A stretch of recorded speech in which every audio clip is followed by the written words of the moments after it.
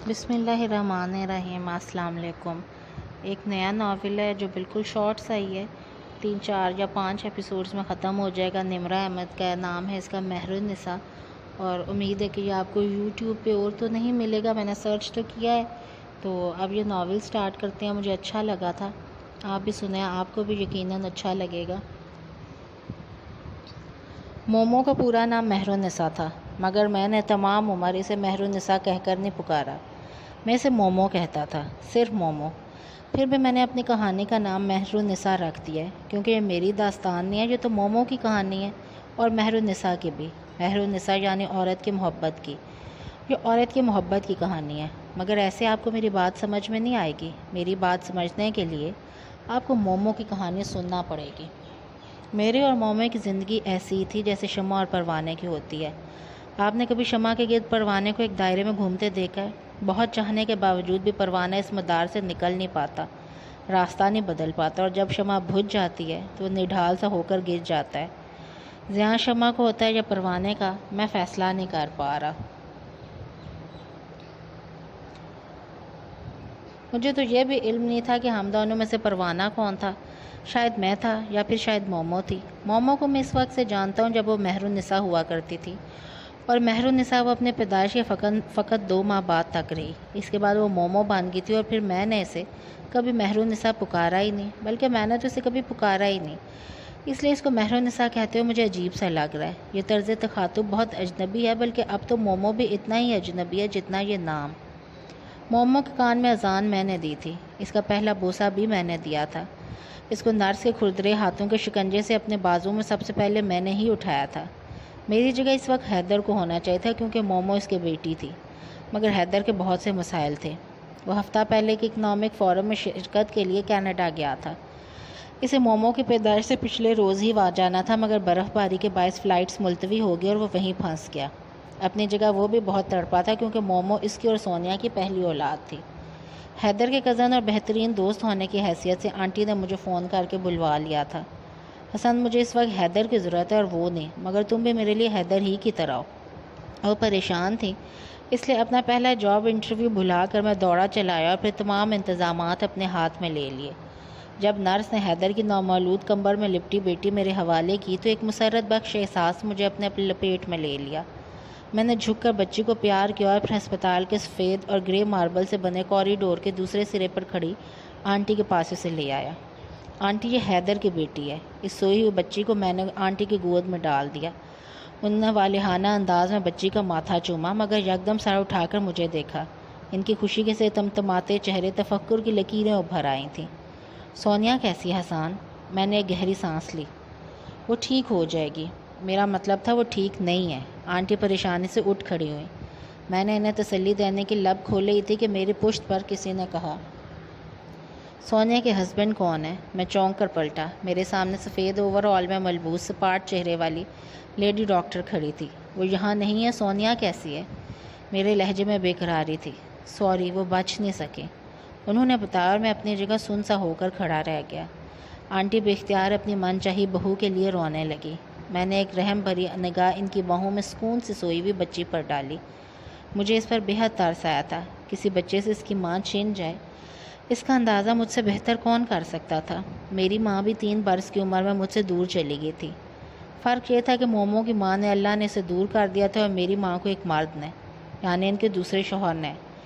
اس کے بعد مجھے کسی عورت کی محبت نہیں مل سکی۔ میرے اندر اس بات سے جو خلا پیدا ہوا تھا، میں نہیں چاہتا تھا کہ وہ مومو کے اندر بھی پیدا ہو، مگر میں کیا کر سکتا تھا؟ حیدر بمشکل جنازے پہ پہنچ سکا۔ اس کی حالت بہت بری تھی۔ اس کی اور سونیا کی لو میرج تھی، یہ بات مجھے بھی دکھی کر گئی۔ حیدر کو اپنا ہوش نہیں تھا۔ آنٹی تعزیت کے لیے آنے والوں کو بھگتا رہی تھی۔ کسی اور کی مدد نہ حاصل ہونے کے باعث میں اکیلا باہر کے بہت سے کام نپٹا رہا تھا۔ ایسے میں کسی کو بھی اس ایک دن کی بچی کا خیال نہ آیا جو پتہ نہیں کہاں تھی۔ اس وقت بھی میں اپنی نگرانی میں ماں حلیمہ سے کچن سے برتن نکلوا رہا تھا، جب دفتر نے ایک چھوٹے بچے کے رونے کی آواز نے مجھے چونکایا۔ یہ کون رو رہا ہے؟ کوئی مہمانوں کا بچہ ہوگا، حلیمہ نے پلیٹیں نکالتے ہوئے مصروف انداز میں کہا۔ میں یکدم بے چین سا ہو گیا۔ وہ بچہ مسلسل رو رہا تھا۔ حلیمہ کو کچن میں چھوڑ کر میں آواز کے تعاقب میں باہر نکل آیا۔ رونے کی آواز پینٹری کے ساتھ بنے اسٹور روم سے آ رہی تھی۔ میں اسٹور روم کا نیواں دروازہ پورا کھول کے جیسے ہی اندر داخل ہوا، سامنے سلور کی ایک پیٹی پر کمبل میں لپٹی حیدر کی روتی بیٹی مجھے دکھائی دی۔ دکھ، حیرت اور غصے سے میرا برا حال تھا۔ میں نے بچی کو اٹھا کر تھپکا مگر وہ روتی رہی۔ میں نے اس کو باہر جا کر آنٹی کے حوالے کیا اور نوکروں کو ایک یادگار ڈانٹ پلا کر بچی کی نگہداشت پر لگا دیا۔ پتہ نہیں وہ کب سے بھوکی تھی۔ اس رات حیدر کو پہلی دفعہ اس کی بیٹی دکھائے گی۔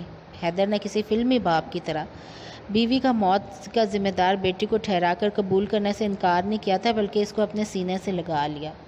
سونیا کی ڈیتھ کے چھٹے دن جب میں حیدر کی طرف گیا تو آنٹی نے مجھ سے پوچھا، حسان، حیدر کی بیٹی کا نام کیا رکھیں؟ ان کے سامنے کرسی پر بیٹھے بغیر سوچے سمجھے میرے لبوں سے مہرالنساء نکلا تھا۔ مہرالنساء؟ شاید آنٹی کو نام بیکورڈ لگا تھا۔ اس بچی کو محبت کی ضرورت ہے آنٹی، اور مہر کا مطلب ہی ہوتا محبت ہے۔ میں یوں ہی کہتا چلا گیا، ٹھیک ہے، یہ نام بالکل ٹھیک ہے۔ حیدر سے میں نے پوچھا تو وہ آپ کی مرضی کہہ کر لا تعلق ہو گیا۔ پتہ نہیں اس نے اور سونیا نے اپنے بچے کے لیے کتنے نام سوچے ہوں گے۔ وہ یکدم افسردہ نظر آنے لگی۔ حوصلہ کریں آنٹی۔ ایک دم بہت زیادہ تنہا ہو جانے والی آنٹی کو تسلی دینے لگا، پھر نامحسوس طریقے سے میرا حیدر کے گھر آنٹی کے لیے دلجوئی کے لیے آنا جانا بڑھتا گیا۔ وہ حیدر کے لیے بہت پریشان رہتی تھی۔ حیدر نے خود کو ہر شے سے الگ تھلگ کر لیا تھا۔ اس کا زیادہ وقت اب اس کے کام میں گزرتا تھا۔ کبھی کبھار وہ مجھے سگریٹ پیتا بھی دکھائی دیتا، حالانکہ سونیا کی ڈیتھ سے پہلے وہ سگریٹ نہیں پیتا تھا۔ مت کیا کرو اسموکنگ، نقصان دے گی۔ ایک دن جب وہ لان میں ٹہلتے ہوئے سگریٹ پھونک رہا تھا تو میں نے اسے ٹوکا۔ وہ 26 سال کا تھا، مجھ سے 4 برس بڑا، مگر ہماری بے تکلفی بلا کی تھی۔ کبھی میں نے تمہیں منع کرتا تھا اور اب تم مجھے۔ اس نے سر جھٹکا۔ کیا فرق پڑتا ہے؟ فرق پڑتا ہے حیدر، تم آنٹی اور مہر کو وقت نہیں دے رہے ہو۔ ان دونوں کو تمہاری ضرورت ہے۔ اگر تم یوں ہی سگریٹوں کی طرح خود کو پھونکتے رہو گے تو نارمل لائف کی طرف جانا تمہارے لیے مشکل ہو جائے گا۔ میرے سمجھانے پر اس نے اس بات میں سر ہلایا، لیکن مجھے علم تھا وہ میری بات نہیں مانے گا۔ مومو اور حیدر میری زندگی کے وہ کردار تھے جنہیں کبھی میری بات نہیں ماننا تھی۔ میری زندگی میں ایک اور کردار میرے ابو کا تھا، جن کے 2 برس پہلے انتقال ہوا تھا۔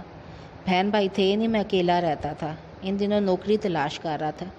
زندگی کے بارے میں میرے پلان بڑے واضح تھے۔ ایک زبردست قسم کی جاب ڈھونڈ کر 4-5 برس خود کو فائنینشلی اسٹرانگ کرنا اور پھر کسی اچھی سے لڑکی سے شادی کر کے ہنسی خوشی رہنا۔ زیادہ مسائل میرے ہوتے نہیں تھے، سو روز شام اپنے گھر سے 10 منٹ کی واک پر موجود حیدر کے گھر جا کر آنٹی کے ساتھ ایک کپ چائے پینے کا وقت خود بخود نکل آتا تھا۔ اس طرح کی ایک عام سی شام جب میں آنٹی کی طرف آیا تو وہ لاؤنج میں رکھے صوفے پر بیٹھی اپنی پوتی کے منہ میں چمچوں سے پانی ڈال رہی تھیں۔ کیسے ہو حسان؟ مجھے دیکھ کر ان کے چہرے پر ایک مہربان تبسم پھیر گیا۔ ٹھیک ہوں، آپ کیسی ہیں؟ میں تو بس مہر کی جانب سے پریشان ہوں۔ اپنی گود میں لیٹی مہر پر جھکی وہ تشویش سے کہنے لگی، رات سے اتنا تیز بخار ہے، اب میری الٹی سیدھی طبی امداد سے شکر ہے کچھ کام ہوا ہے، ورنہ اتنے چھوٹے بچے کو تو کوئی دوائی بھی نہیں ہوتی۔ ارے اتنی پاری سے بچی کو کیوں بخار چڑھ گیا؟ میں نے اٹھ کر مہر کے قریب آ گیا اور پیار سے اس کا گال چھوا۔ وہ اپنی دادی کو دیکھ رہی تھی۔ مہر، اوے گندی بچی ادھر دیکھو۔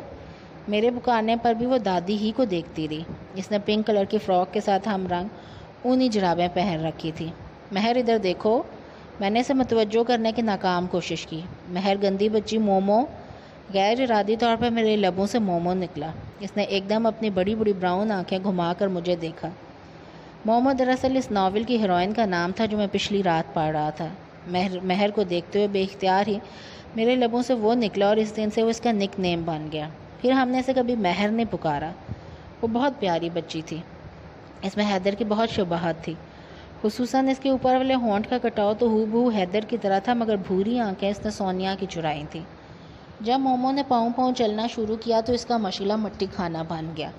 آنٹی اس کے لیے دنیا بھر کے بہترین کھلونے لاتی تھی، مگر مومو پھر بھی کسی بلی کی طرح رینگ کا لاؤن سے باہر نکل جاتی اور لان میں کیاری سے مٹی نکال کر کھاتی۔ مجھے جب بھی وہ مٹی کھاتی دکھائی دیتی میں اسے ڈانٹ دیتا، جس کا نتیجہ یہ نکلا کہ وہ منع تو نہیں ہوئی، البتہ میری گاڑی پورچ میں داخل ہوتے دیکھ کر وہ مٹی کھانا چھوڑ کر تیزی سے گھٹنوں پر چلتی ہوئی اندر روپوش ہو جاتی اور مجھ سے ڈرنے لگی تھی۔ اس کا خیال تھا کہ میں اسے صرف ڈانٹتا ہوں، اس لیے جب اس شام میں حیدر کی طرف آیا اور مجھے فراک میں ملبوس کیاری میں بیٹھی نظر آئی تو میں نے قدرے نرمی سے اسے پکارا، مومو۔ مٹی کھاتے اس کے چھوٹے چھوٹے ہاتھ یکدم رکے۔ اس نے گردن اٹھا کر قدرے فاصلے پر مجھے کھڑے دیکھا۔ تو اس کی مڑی ہوئی پلکوں والی بھوری آنکھوں میں یکدم بے تحاشا خوف سمٹ آیا۔ مٹی چھوڑ کر وہ تیزی سے لڑکتی ہوئی اندر کی جانب بڑھی۔ میں بے اختیار ہنس پڑا اور اس کے پیچھے پیچھے چلنے لگا۔ آنٹی اندر ہی بیٹھی تھی۔ میں نے اس کو جا لیا۔ آنٹی یہ مٹی کھا رہی تھی۔ ارے حسان آؤ بیٹا۔ انہوں نے ایک نظر کارپٹ پہ بیٹھی مومو پر ڈالی جو اب ان کے صوفے کا بازو پکڑ کر کھڑی ہونے کی کوشش میں بار بار نیچے گر جاتی تھی۔ بس اب میں کہاں بھاگ سکتی ہوں اس کے پیچھے؟ ذرا ادھر ادھر ہوئی تو یہ باہر نکل جاتی ہے۔ اس کا منہ دھلا کر لانے کے بعد آنٹی کہہ رہی تھی۔ میں ہنس دیا، پھر حیدر کے متعلق استفسار کیا۔ حیدر کے پاس گھر کے لیے کوئی وقت نہیں ہے۔ اس کا تمام وقت اپنے آفس کے لیے ہے۔ گھر آتا ہے تو کمرے میں بیٹھ کر آفیشیل ورک کرتا ہے۔ اس نے تو ان تمام مہینوں میں مومو کی شکل بھی ٹھیک سے نہیں دیکھی۔ انہوں نے گود میں بیٹھی مومو کی جانب تعصب سے دیکھتے ہوئے اس کے ماتھے پر آئے بھورے بال سنوارے۔ میری سمجھ میں نہیں آتا حسان، میرے بعد میری مومو کا کیا بنے گا؟ میری مومو تو رول جائے گی۔ ان کی نگاہوں اور لہجے سے اضطراب جھلک رہا تھا۔ اس وقت تو میں نے آنٹی کو تسلی دے دی، مگر اس رات مجھے آنٹی کی باتیں بہت یاد آئیں۔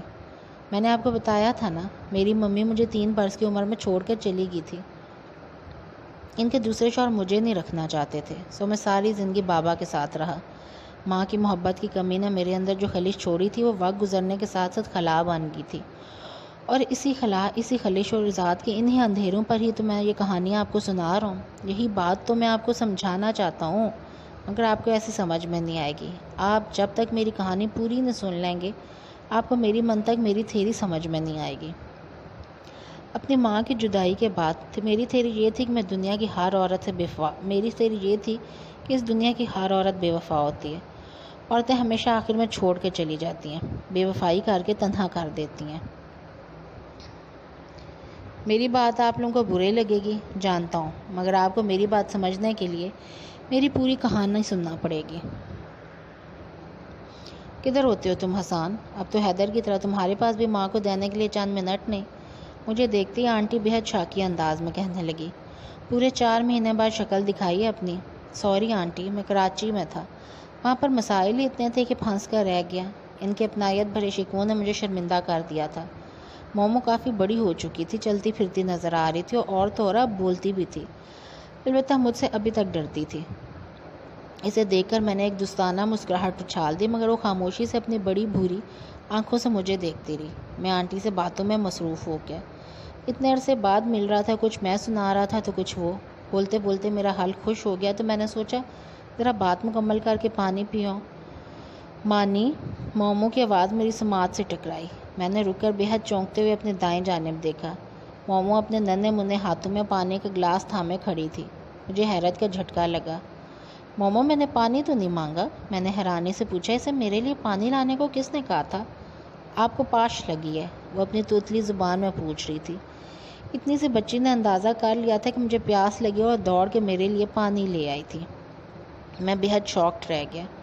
تھینک یو مومو، میں نے گلاس اس کے ہاتھ سے تھام لیا۔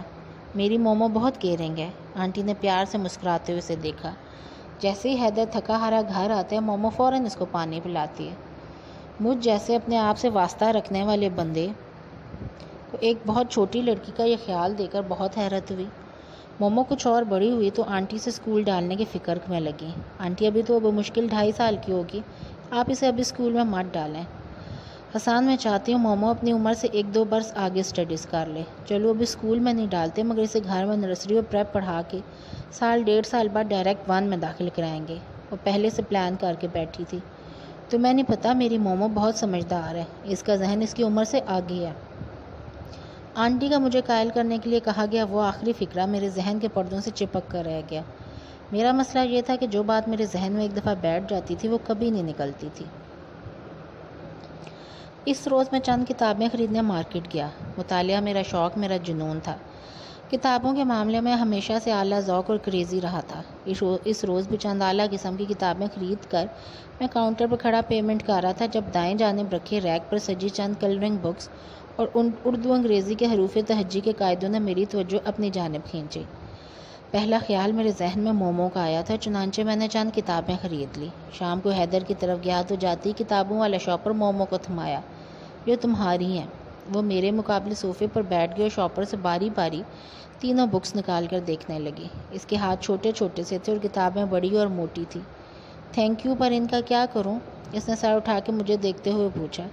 اس کی بھوری آنکھوں میں بلا کی سنجیدگی تھی۔ ان کو پڑھو۔ وہ کیسے؟ اس نے مڑی ہوئی پلکیں اٹھا کر معصومیت سے مجھے دیکھا۔ تمہیں پڑھا دو نا حسان۔ آنٹی جو کافی دیر سے ہماری ایکٹیویٹی دیکھ رہی تھی بول اٹھی۔ پڑھا دوں گا اگر آپ کو میرا روز روز کا آنا برا نہ لگے۔ کیسی باتیں کرتے ہو حسان؟ یہ تمہارا اپنا گھر ہے، غیروں کی طرح تکلف نہ کیا کرو۔ اور اب تم روز آ کر اس کو پڑھاؤ گے۔ اس عمر میں مجھ سے پڑھانے والا کام نہیں ہوتا۔ پھر وہ مومو کی جانب پلٹی۔ مومو دونوں ہتھیلیاں چہرے کے گرد رکھے دلچسپی سے ہمیں دیکھ رہی تھی۔ اور مومو، یہ حسان انکل آج سے تمہاری سر ہیں، ٹھیک ہے؟ مومو نے فرما برداری سے اس بات میں سر ہلایا۔ یوں اس روز سے میں مومو کا ٹیچر بن گیا۔ اتنے چھوٹے بچے کو پڑھانے کے لیے بہت زیادہ قوت برداشت درکار ہوتی ہے، مگر اپنی عمر سے آگے سوچ رکھنے والی سمجھدار مومو کے ساتھ مجھے قطعی کوئی مسئلہ نہ ہوا۔ ہاں، وہ سوال بہت کیا کرتی تھی۔ سر ہم ہنستے کیوں ہیں؟ سر آسمان بلو کیوں ہوتا ہے، گرین کیوں نہیں ہوتا؟ سر پانی کا کوئی کلر کیوں نہیں ہوتا؟ اور میں اس کے سوالوں کا جواب ہمیشہ تفصیل سے دیا کرتا۔ مومو تمہیں پاپا ٹائم دیتے ہیں؟ اس روز وہ اسٹڈی روم میں میرے سامنے رکھی کرسی پر بیٹھی اپنی کتاب کو ہمارے درمیان رکھے اونچی ٹیبل پر رکھے ڈاٹڈ لیٹرز پہ پینسل پھیری تھی جب یوں ہی میں نے پوچھ لیا۔ دادو کہتی ہیں پاپا کے پاس ٹائم نہیں ہوتا۔ وہ چہرہ اٹھائے رکے بغیر بولی۔ تمہیں برا تو لگتا ہوگا۔ میں اس کی محرومی کی شدت سے آگاہی حاصل کرنا چاہتا تھا۔ نہیں، اس نے شانے اچکائے۔ دادو کہتی ہیں پاپا از اے بزی مین۔ وہ اتنی سی عمر میں سمجھوتا کر چکی تھی۔ پھر ایک روز جب اسے میتھس کے ہندسے لکھنا سکھا رہے تھے، اس نے پینسل میز پر رکھتے ہوئے پوچھا، سر میری ماما بہت اچھی تھی؟ ہاں، وہ بہت اچھی تھی۔ پھر وہ مجھے چھوڑ کر کیوں چلے گی؟ بھئی وہ مومو کو ہمارے پاس چھوڑ کر گئی ہیں۔ میں نے اسے بہلانا چاہا مگر وہ شاکی نظروں سے مجھے دیکھ کر بولی، مگر آپ تو ہر وقت ڈانٹتے رہتے ہیں۔ میں بے اختیار ہنس پڑا۔ اگر نہ ڈانٹوں تو تم میری چھوٹی سی پیاری سی فرینڈ بن سکتی ہو؟ جی سر۔ اس کی بھوری آنکھوں میں دیے سے جھل اٹھے تھے۔ اس روز سے وہ بہت حساس، سمجھدار ذہین اور عام بچوں کی طرح ضد نہ کرنے والی مومو میری بہت اچھی دوست بن گئی۔ وہ مجھ سے بہت سی باتیں کرتی تھی، یہاں تک کہ جب وہ ڈائریکٹ 1 میں داخل ہونے کے بعد اسکول جانے لگی تو شام کو اپنے پورے دن کی رویداد مجھے سناتی تھی۔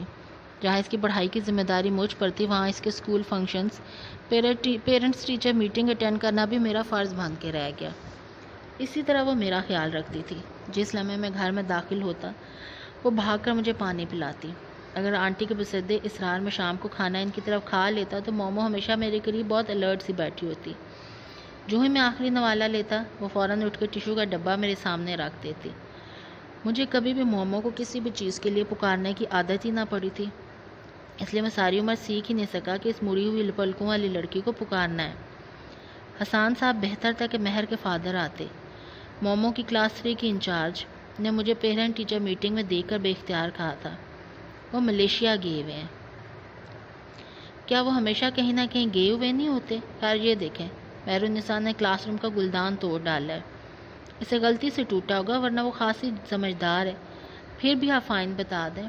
میں نے جیب میں بٹوے کے لیے ہاتھ بڑھایا۔ میں نے آپ کو جرمانہ بھرنے کے لیے نہیں بلایا۔ ناک پر رکھی اینک کے پیچھے سے مجھے دیکھتے ہوئے ان کا انداز قطعی اور دو ٹوک تھا۔ مومو نے گلدان توڑ دیا۔ یہ قابل معافی بات تھی، مگر اس نے بجائے مجھے بتانے کے ٹوٹے گلدان کی کرچیاں کبرڈ میں چھپا دیں۔ وہ تو بعد میں نے سختی سے پوچھا تو اس نے بتایا۔ میں لب بھینچے نے دیکھتا رہا۔ مجھے غصہ گلدان توڑنے پر نہیں بلکہ اس کا اپنی غلطی پر پردہ ڈالنے پر چڑھا ہے۔ وہ ہمیشہ یہی کام کرتی ہے۔ میں اسے سمجھاؤں گا میڈم۔ اس شام مومو کو اپنے سامنے اسٹڈی روم میں بٹھا کے میں کافی دیر لب بھینچے سنجیدہ نگاہوں سے اس کا چہرہ تکتا رہا۔ کیا ہوا سر؟ میری نگاہوں کی سنجیدگی سے قدرے خائف سی ہو کے اس نے مڑی ہوئی پلکیں اٹھا کر مجھے دیکھا۔ مومو تم نے واز توڑا ہے؟ بھوری آنکھوں میں یک بار کی خوف سمٹ آیا۔ آپ کو کس نے بتایا سر؟ مجھے میری بات کا جواب دو، میں نے تیز لہجے میں کہا۔ اس نے سر جھکا لیا۔ مومو، میں نے لہجہ قدرے دھیما کر دیا۔ غلطی سے ٹوٹا تھا۔ اس کی باریک اور معصوم آواز ابھری۔ پھر تم نے اسے چھپا کیوں دیا؟ اس نے ماتھے پر آئے بال ہٹاتے ہوئے سر اٹھا کے مجھے دیکھا۔ میڈم ڈانٹتی اس لیے؟ اگر تو میڈم کو سچ بتا دیتی تو وہ نہ ڈانٹتی۔ سچ بولنے پر ڈانٹ نہیں پڑتی؟ بالکل بھی نہیں، میں زور دے کر بولا۔ اس کے لبوں پر ایک استہزائیہ مسکراہٹ دھار آئی۔ غلط، بالکل غلط۔ اس روز حلیمہ کی بیٹی سے گملہ ٹوٹ گیا تھا۔ دادو نے پوچھا تو اس نے بتا دیا۔ دادو نے اسے بہت ڈانٹا۔ اس نے بھی تو سچ بولا تھا۔ وہ میری ٹانگ جتنی لڑکی مجھ سے بحث کر رہی تھی۔ اس کے انداز سے ناراضی جھلک رہی تھی اور میں نے جھوٹ بھی نہیں بولا۔ میڈم نے مجھ سے پوچھا تو میں نے یہ تو نہیں کہا تھا کہ میں نے نہیں توڑا۔ تم نے کچھ بھی نہیں کہا تھا اور یہ بھی جھوٹ ہوتا ہے۔ اور آپ بھی تو ہر پیرنٹ ٹیچر میٹنگ میں میڈم کو یہ کہتے ہیں کہ پاپا ملیشیا گئے ہوئے ہیں، پاپا سنگاپور گئے ہیں، یہ بھی تو جھوٹ ہوتا ہے۔ اس کا جملہ بہت غیر متوقع تھا۔ مومو پاپا بزی ہوتے ہیں۔ میں نے بات کا رخ بدل کر اس بچی کو مزید صاف گوئی سے روکنا چاہا۔ پتہ ہے، وہ ایک جھٹکے سے اٹھ کر اندر چلے گئی۔ مجھے لگا وہ چھوٹی سی لڑکی مجھ سے ناراض ہو گئی ہے۔ اب میں کیا کروں، اسے کیسے مناؤں؟ مجھے تو مومو کو منانا ہی نہیں آتا تھا۔ میں جانے کے لیے اٹھ کھڑا ہوا۔ جانے سے پہلے حلیمہ اسے روز چائے کا ایک کپ پکڑاتی تھی جو وہ مجھے لا کر دیتی تھی، مگر میں جانتا تھا اس روز مومو نہیں آئے گی، اسی لیے جانے لگا۔ سر چائے۔ جانے کس کونے سے نمودار ہو کر اس نے اپنے ننھے منھے ہاتھوں سے چائے کا کپ میرے سامنے رکھا۔ مجھے بے حد حیرت ہوئی۔ شاید مومو ناراض نہیں تھی، یا پھر شاید اسے مجھ سے توقع نہیں تھی کہ میں اسے مناؤں گا۔ مومو 8 برس کی ہوئی تو میں نے اسے رنگین صفوں والی غالباً سنڈریلا کی سٹوری بک لا دی۔ اگلی شام میں حسب معمول سے پڑھانے آیا تو اس نے مجھے میتھس کے ٹیبل سنانے کے بجائے سنڈریلا کے متعلق سوالات کرنا شروع کر دیے۔ سر، سنڈریلا کے باپ نے دوسری شادی کیوں کر لی تھی؟ اس کا معصوم ذہن جو سوالات بنتا تھا وہ ان کے جوابات مجھ سے پوچھ رہے تھے۔ اس روز اس نے بالوں کی فرینچ بریڈ بنا رکھی تھی، جبکہ اسکرٹ اور بلاؤز میں ملبوس تھی۔ رنگ تو مجھے یاد نہیں۔ اب اس بڑھاپے میں 70 کی دہائی میں ہونے والی باتیں باریکیوں کے ساتھ تو یاد نہیں رکھ سکتا۔ بہرحال بچپن میں وہ عموماً اسکرٹس پہنا کرتی تھی جو اسے بے حد اچھی لگتی تھی۔ سر، مجھے اور بھی بکس لا دیں، اس نے فرمائش کی۔ میں نے دھیمی مسکراہٹ کے ساتھ سر ہلایا۔ پھر آہستہ آہستہ میں مومو کے لیے چھوٹے موٹے تحائف لانے لگا۔ میرے گفٹ ہمیشہ کوئی سٹوری بک یا کلرنگ بک ہوتے تھے۔ پھر ایک دن آنٹی نے مجھے ٹوک دیا، آسان، وہ اتنی سی ہے، اس کو اتنی کتابیں مت پڑھاؤ۔ مگر میں نے ہنس کر ٹال دیا، رہنے دیں آنٹی، میں تو دیکھ بھال کر اچھی کتابیں ہی لاتا ہوں جو اسے شعور دیں۔ تو آنٹی بھی خاموش ہوگی۔ اس روز بھی اس کے لیے بک خریدنے اسٹور پر گیا تو مجھے اشفاق احمد کی ایک محبت 100 افسانے وہاں نظر آئی۔ میں نے وہ خرید لی، اور اس میں سے 2 ایسے افسانے جو ہر لحاظ سے مومو کی عمر کے لحاظ سے معیوب اور غیر موزوں نہ تھے مارک کر دیے۔ یہ 2 پڑھ لینا۔ شام کو اسے کتاب دیتے ہوئے میں نے تاکید کی۔ اس نے عدم دلچسپی سے کتاب اٹھائی، الٹ پلٹ کر دیکھا اور قدرے اداسی سے واپس رکھ دی۔ آپ کوئی اور بک لے آتے سر، اسے شاید اتنی گاڑی اردو والی کتاب میں دلچسپی نہ تھی۔ شاید پسند نہیں آئی تمہیں، مگر پڑھ کر دیکھ لو۔